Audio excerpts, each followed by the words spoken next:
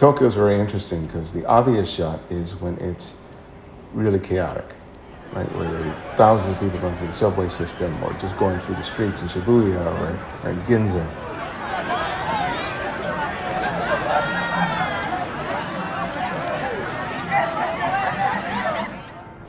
But in the midst of Tokyo, you can walk 2 blocks or 3 blocks, and suddenly there's a calmness and a quietness there.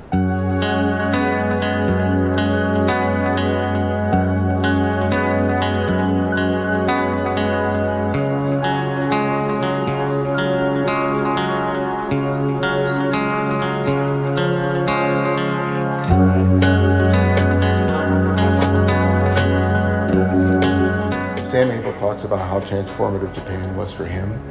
And once I got here, I go, okay, I get it. I understand now.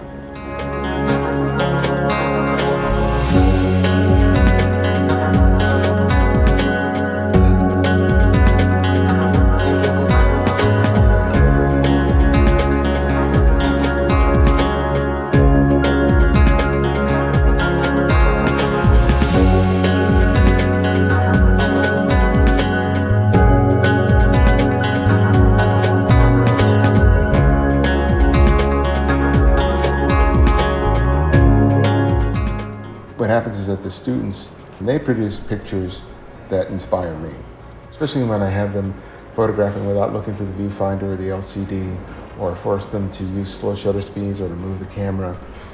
Those images bear a spontaneity and an emotion that was lacking with the initial images that they made. And I see those pictures, and there's life in those photographs.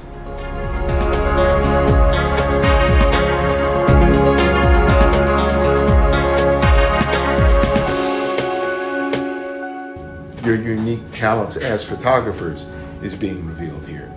And each of us is coming up with something that is really reflective of who each of us are.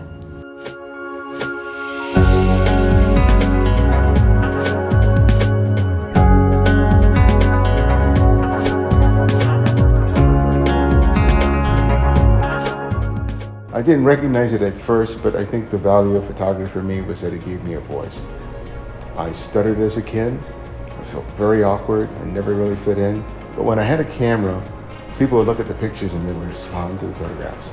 It's just that I'm able to see something beautiful, something that moves me, and I get that, and then I'm able to share it through the photographs. And also with the teaching. I can't ask for anything better in my life.